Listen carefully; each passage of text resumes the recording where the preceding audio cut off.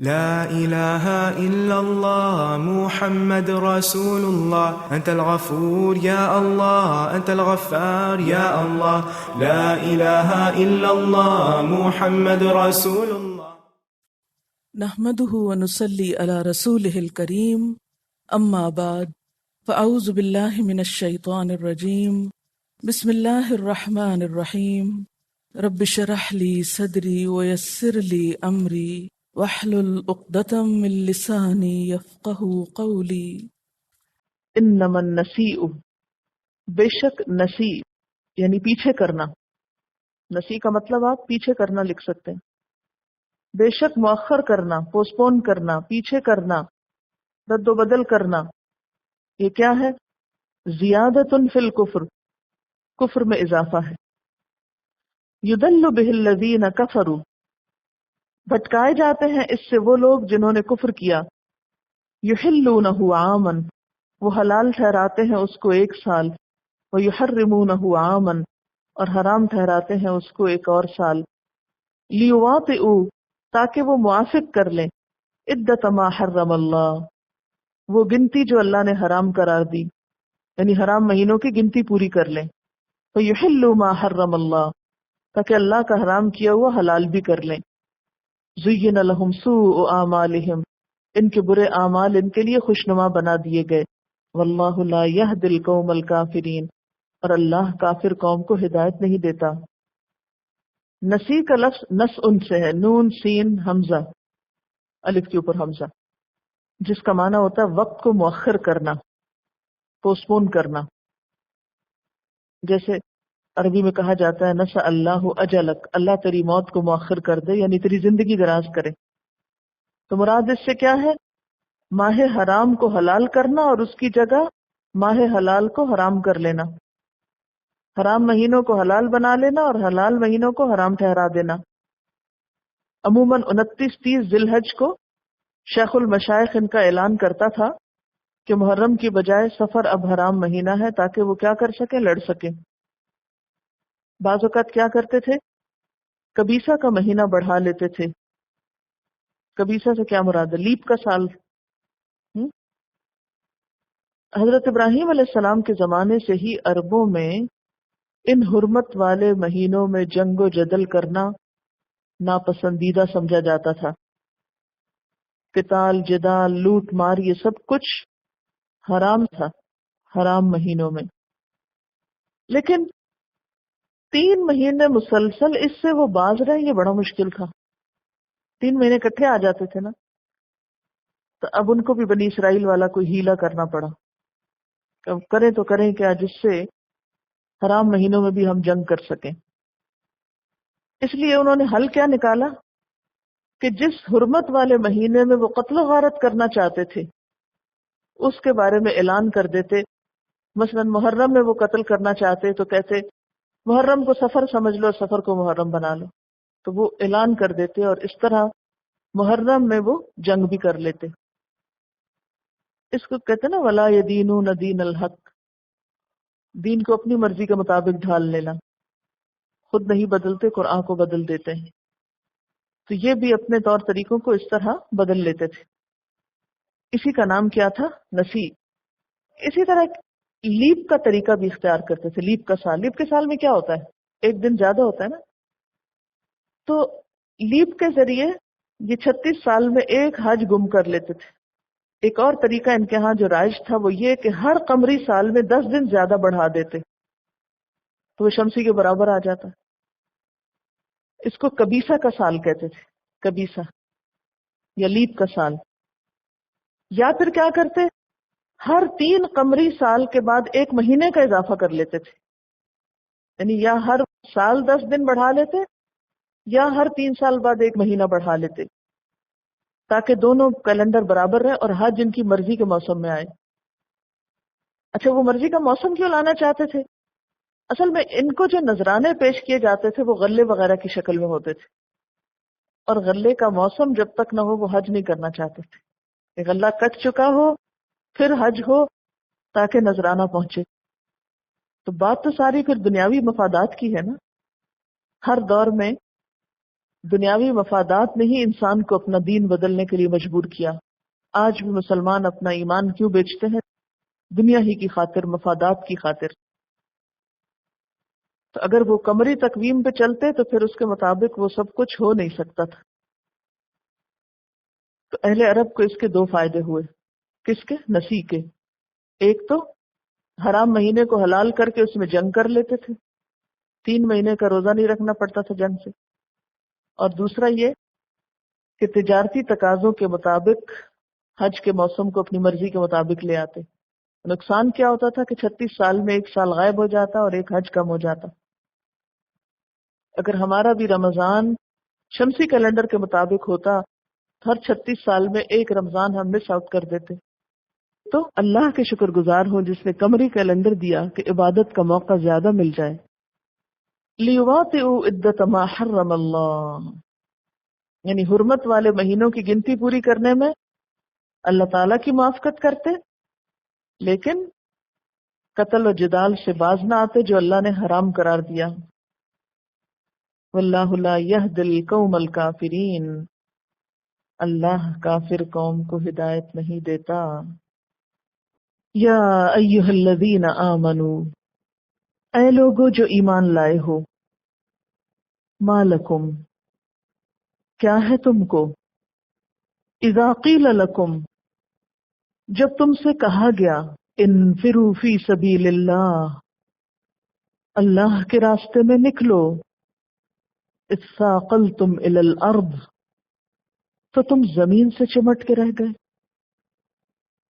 ارضیتم بالحیات الدنیا من الآخرہ، کیا تم نے آخرت کے مقابلے میں دنیا کی زندگی کو پسند کر لیا ہے؟ کیا تم آخرت کے مقابلے میں دنیا کی زندگی پہ راضی ہو گئے ہو؟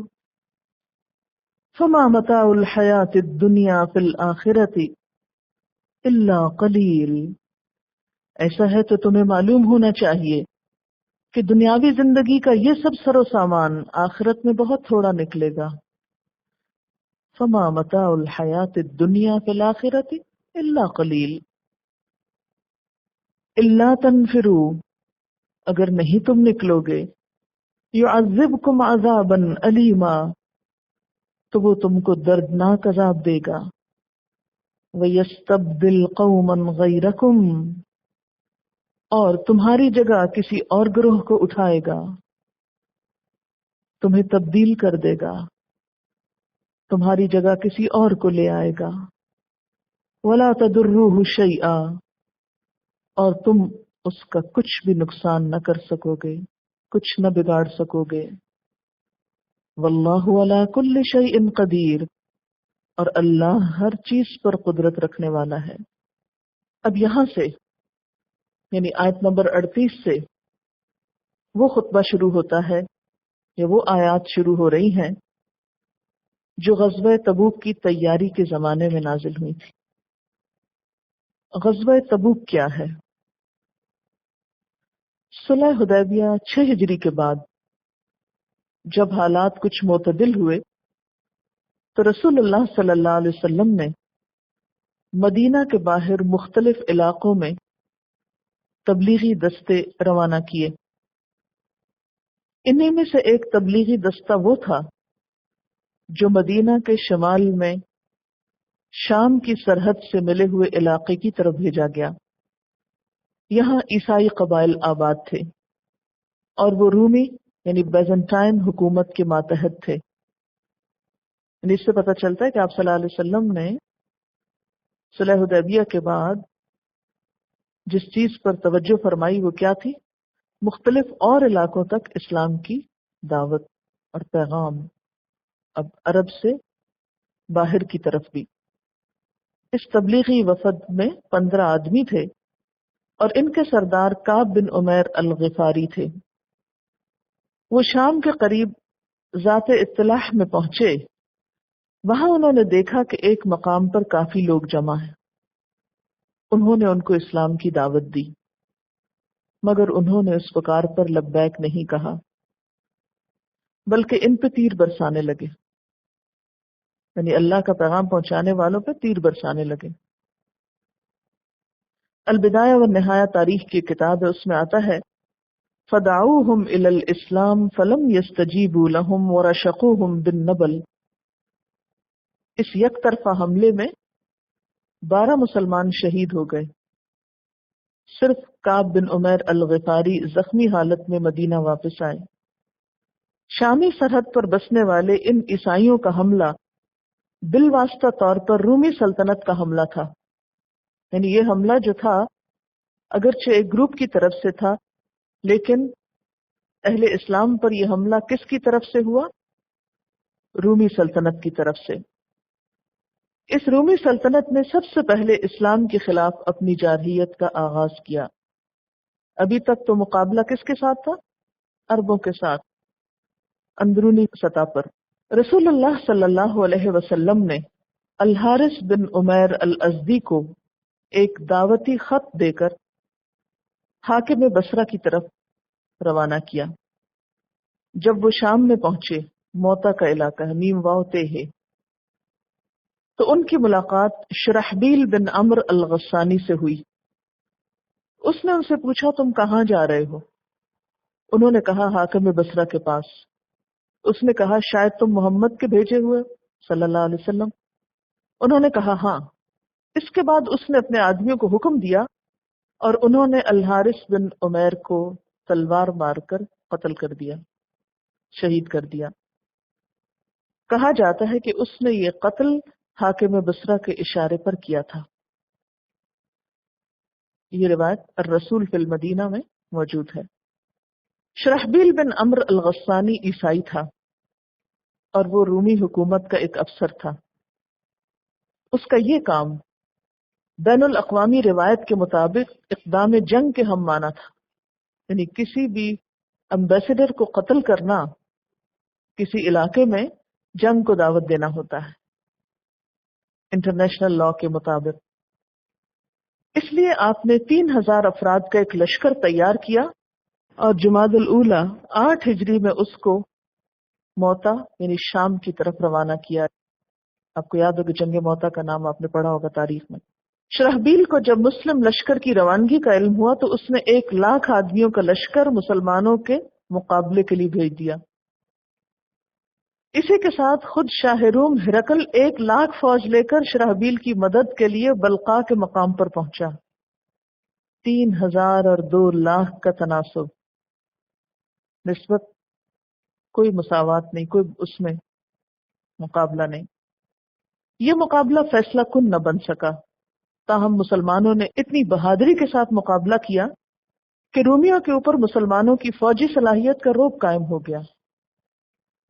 ایک اورینٹلسٹ ارونگ اس کا نام ہے، واشنگٹن ارون، اس نے پیغمبر اسلام کی زندگی پر ایک تحقیقی کتاب لکھی ہے اور اس کا اقتباس ڈاکٹر علی حسنی نے اپنی کتاب الرسول فی المدینہ میں اس کی ایک کوٹیشن لکھی ہے.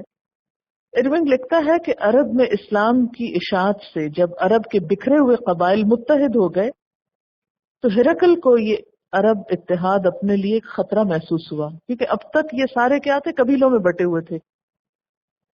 اس نے طے کیا کہ ایک بڑا لشکر تیار کرے اور اپنے اس امکانی دشمن پر حملہ کر کے اس کو کچل ڈالے.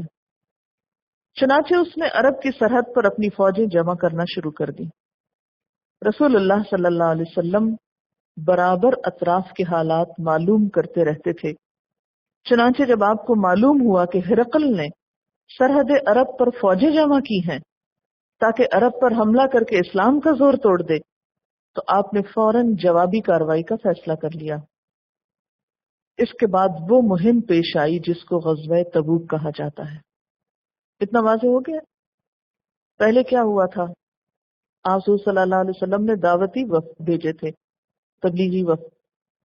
ان کے ساتھ کیا معاملہ کیا گیا؟ اس سرحد پہ 12 کو شہید کر دیے گئے، صرف ایک واپس بچ. اس کے بعد آپ نے ایک اپنا فرستادہ بھیجا جس کو مار دیا گیا، اور یہ ایک بہت بڑا جرم تھا. اس کے بعد جنگ ہوئی، جنگ موتا، جس میں 3,000 اور 2,00,000 کا مقابلہ تھا. اگرچہ اس سے کوئی فیصلہ اسلام کے حق میں نہیں ہوا، لیکن پتہ چل گیا ان کو کہ عرب لڑنا جانتے ہیں.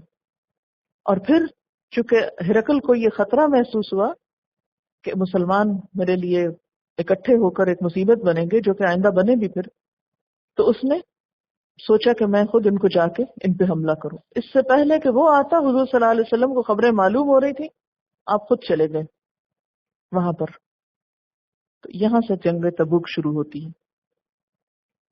آپ نے مسلسل واعظ اور تلقین کے ذریعے مسلمانوں میں یہ جذبہ پیدا کیا کہ زیادہ سے زیادہ لوگ اس مہم کے لیے نکلیں.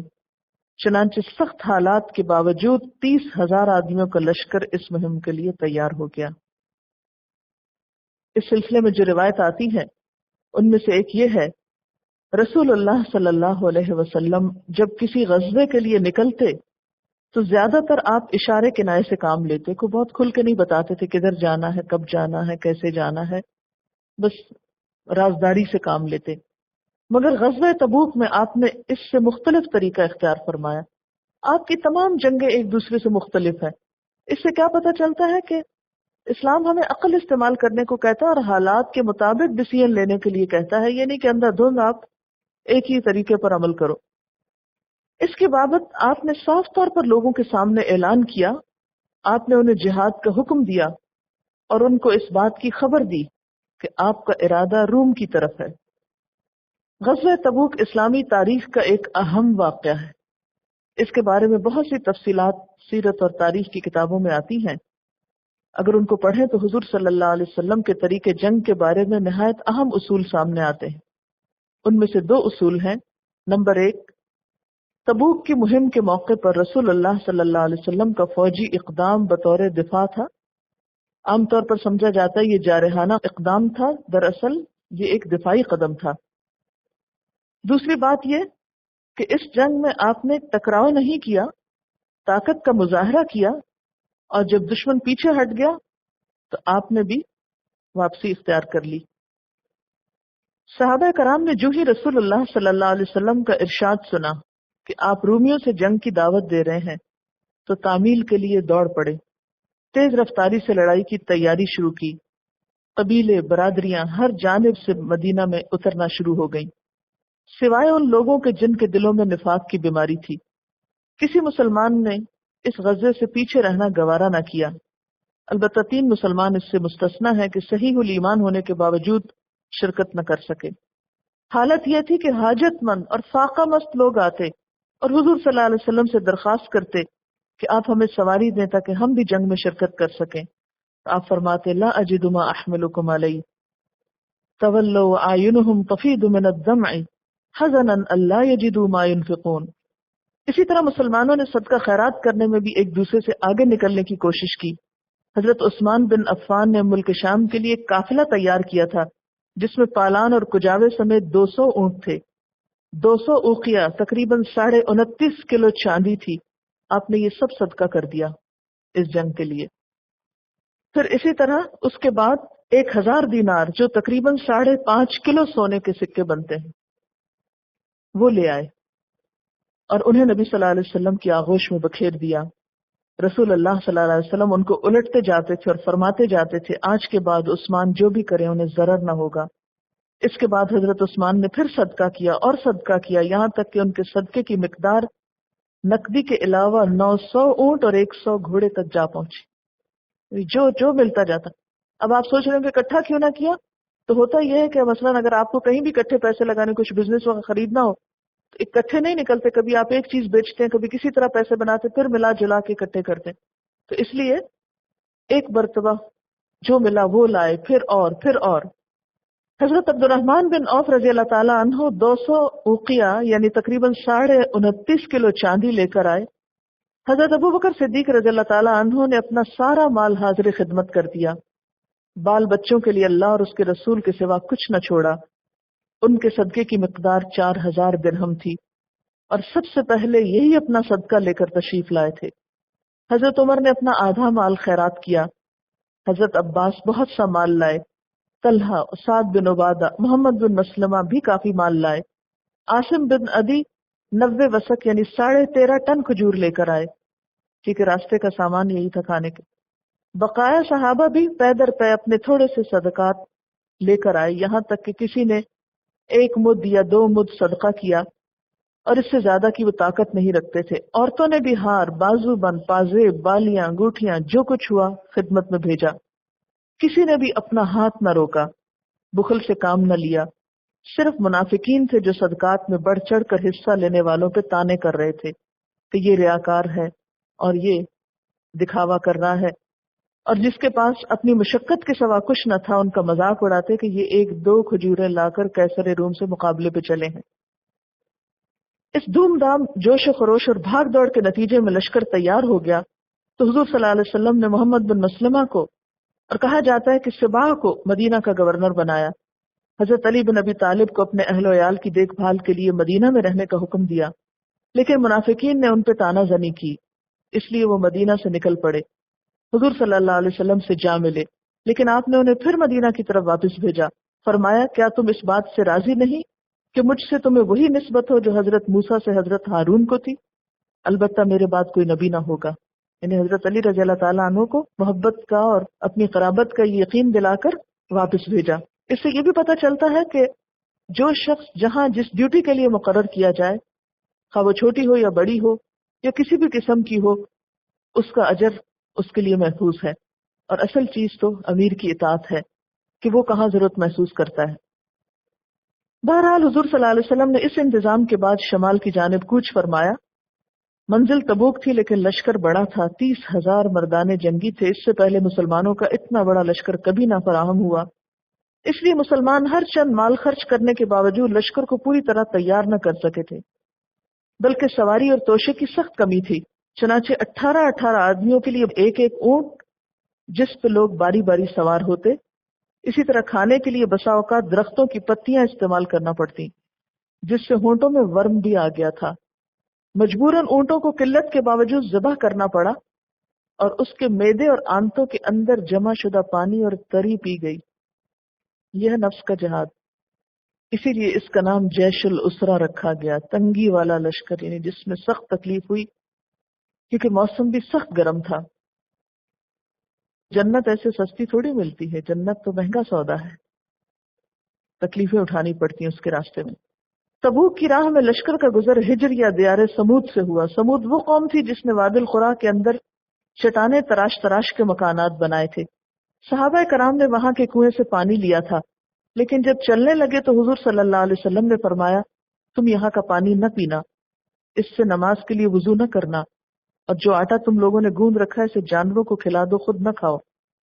آپ نے یہ بھی حکم دیا کہ لوگ اس کنویں سے پانی لیں جس سے صالح علیہ السلام کی اونٹنی پانی پیتی تھی۔ منع کیوں کیا تھا اس موقع پر؟ عذاب یافتہ قوم تھی۔ صحیحین میں ابن عمر کی روایت ہے کہ جب نبی صلی اللہ علیہ وسلم یہاں سے گزرے تو فرمایا ان ظالموں کی جائے سکونت میں داخل نہ ہونا کہ کہیں تم پر بھی وہی مصیبت نہ آ پڑے جو ان پہ آئی، ہاں مگر روتے ہوئے، یعنی یہ تفریح گاہ نہیں ہے، یہاں روتے ہوئے جاؤ۔ پھر آپ نے اپنا سر ڈھکا اور تیزی سے چل کر وادی کے پار ہو گئے۔ راستے میں لشکر کو پانی کی سخت ضرورت پڑی، حتیٰ کہ لوگوں نے حضور صلی اللہ علیہ وسلم سے شکوہ کیا۔ آپ نے اللہ سے دعا کی، اللہ نے بادل بھیجا، بارش ہوئی، لوگوں نے سیر ہو کر پانی پیا اور ضرورت کا پانی ساتھ بھی لیا۔ جب تبوک کے قریب پہنچے تو آپ نے فرمایا کل انشاءاللہ تم لوگ تبوک کے چشمے پہ پہنچ جاؤ گے، لیکن چاش سے پہلے نہیں پہنچو گے، لہٰذا جو شخص وہاں پہنچے اس پانی کو ہاتھ نہ لگائے یہاں تک کہ میں آ جاؤں۔ حضرت معاذ کا بیان ہے کہ ہم لوگ پہنچے تو وہاں 2 آدمی پہلے ہی پہنچ چکے تھے، چشمے سے تھوڑا تھوڑا پانی آ رہا تھا۔ حضور صلی اللہ علیہ وسلم نے دریافت کیا کیا تم دونوں نے اس کے پانی کو ہاتھ لگایا؟ انہوں نے کہا جی ہاں۔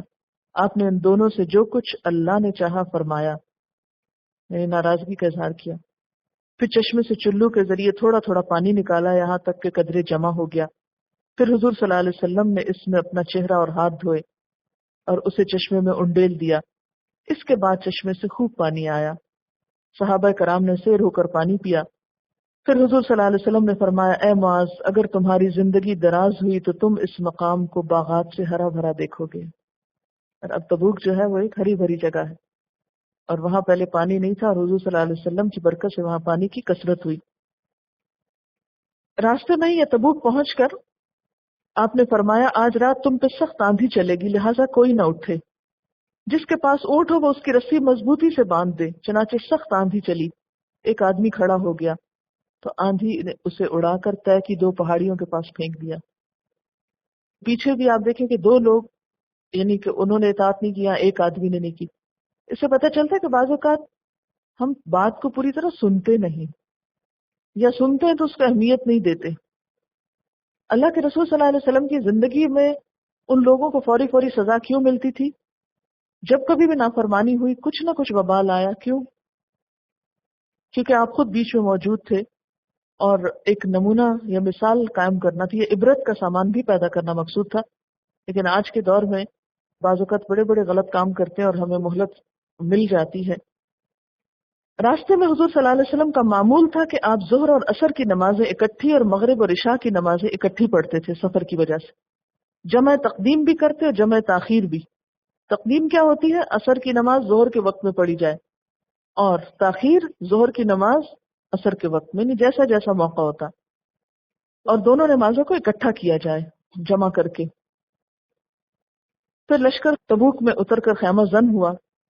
وہ رومیوں سے 2 ہاتھ کرنے کے لیے تیار تھا. حضور صلی اللہ علیہ وسلم نے اہل لشکر کو مخاطب کر کے نہایت بلیغ خطبہ دیا. کچھ جوامع الکلم ارشاد فرمائے، دنیا اور آخرت کی بھلائی کی رغبت دلائی، اللہ کے عذاب سے ڈرایا، اس کے انعامات کی خوشخبری دی. اس طرح فوج کا حوصلہ بلند ہو گیا. توشے، ضروریات اور سامان کی کمی کے باعث جو نقص اور خلل تھا اس کا بھی ازالہ ہو گیا. یعنی اتنا morale بلند ہوا کہ وہ لوگوں کو بھول گیا کہ ہمارے پاس سامان کم ہے. دوسری طرف رومی اور ان کے حلیفوں کا یہ حال ہوا کہ جب حضور صلی اللہ علیہ وسلم کی آمد کی خبر سن کر ان کے اندر خوف کی لہر دوڑ گئی تو انہیں آگے بڑھ کر ٹکر لینے کی ہمت نہ ہوئی، اور وہ اندرون ملک مختلف شہروں میں بکھر گئے. ہوا یہ کہ جب آپ صلی اللہ علیہ وسلم تبوک پہنچے تو غسانیوں کو، غسان بھی اسی علاقے کا نام ہے، شام، غسان اور روم، یعنی ایک جگہ تو نہیں، یعنی ایک بڑا ایریا سمجھے، ایک اس سے چھوٹا اور ایک اس سے چھوٹا. تو غسان کے قبائل تھے اصل میں. تو غسان کے بادشاہ کو مقابلے پہ آنے کی ہمت ہی نہ پڑی. اس کی 2 وجہ تھی. ایک یہ کہ وہ کچھ عرصہ پہلے جنگ موتا میں مسلمانوں کی جرت ایمانی ملاحظہ کر چکا تھا، جب 3000 کا لشکر کس کے مقابلے میں تھا؟ 2 لاکھ. کہ انہوں نے دیکھا کہ اگرچہ فیصلہ کن جنگ نہ تھی وہ، لیکن انہیں پتا تھا کہ یہ بہت ہی بہادر قسم کے لوگ ہیں، کہ کس طرح 1 لاکھ کا لشکر 3000 مجاہدین پر غالب نہ آ سکا، اور اس کے ساتھ 1 لاکھ اور بھی مدد کو آیا تھا. اور سیدنا خالد بن ولید نے کس بے دردی کے ساتھ مقابلہ کیا تھا. اب اس غزوے میں مسلمانوں کی تعداد 20,000 تھی. اگر 3000 اتنا زبردست اپنی پرفارمنس دکھا چکا ہے تو 20,000 کا پھر کیا ہوگا. دوسری وجہ یہ تھی کہ اسے قیصر روم سے مزید کمک کی توقع تھی، لیکن قیصر روم نے جب ابو سفیان سے بھرے دربار میں پیغمبر اسلام کے حالات سنے تو آپ صلی اللہ علیہ وسلم کی صداقت سے اتنا متاثر ہوا کہ اسلام لانے کو تیار تھا، مگر اپنے وزیروں مشیروں کے تیور دیکھ کر اس نے اسلام کا اعلان کرنے کی جرت نہ کی. اس حالت میں قیصر روم نے ملک غسان کو کمک بھیجنے سے انکار کر دیا. یہ یاد رکھیے کہ روم ایک بڑے علاقے کا نام ہے، شام اس کا ایک حصہ ہے، اور پھر غسانی تھے جن سے دراصل براہ راست مقابلہ تھا. ٹھیک ہے. جب انہیں سپر پاور سے کوئی مدد نہ ملی تو ان کے حوصلے پست ہو گئے اور انہیں مسلمانوں کے مقابلے پر آنے کی جرت نہ ہوئی. آپ صلی اللہ علیہ وسلم نے 20 دن تبوک میں رہ کر اس کا انتظار کیا. اس قیام سے یعنی وہاں رہنے سے ایک تو دشمن پر اپنی دھاک بٹھانا مقصود تھا، دوسرے بہت سے عربی قبائل جو پہلے قیصر روم کے باج گزار تھے. باج گزار کیا ہوتے ہیں؟ اس کو جزیہ دیتے تھے، اس سے کٹ کر اسلامی ریاست کے تابع ہو گئے. مسلمانوں نے اس سے بہت اہم سیاسی فوائد حاصل کیے. جنگ کی صورت میں یہ فائدے حاصل ہونا آسان نہ تھا، اور اس طرح حضور صلی اللہ علیہ وسلم وہاں سے ایک بہترین کامیابی کے ساتھ لوٹے اور اللہ تعالیٰ نے جنگ سے بھی نجات دی. اب اس میں کچھ اور واقعات ہیں، انشاءاللہ تعالیٰ جہاں جہاں ضرورت ہوگی وہاں میں ان کی وضاحت کرتی چلوں گی. اب ہم ذرا دیکھتے ہیں کہ آیات کیا بتاتی ہیں ہم کو. اچھا، یہاں ایک بات یاد رکھیے کہ منافقین جو تھے انہوں نے جو رویہ اختیار کیا وہ خاص طور پر قابل ذکر ہے، اور یہاں پر ان کی خوب خبر لی گئی. یعنی ابھی تک کس کے بارے میں بات تھی؟ مشرکین کے بارے میں، یہود کے بارے میں. اب آئندہ سے بات کس کے بارے میں ہوگی؟ منافقین کے بارے میں. گویا کھلے دشمنوں کے بعد اب چھپے دشمنوں کا تعاقب ہے۔ سبحانک اللہم و بحمدک، اشہد ان لا الہ الا انت، استغفرک و اتوب الیک۔ السلام علیکم و رحمۃ اللہ وبرکاتہ۔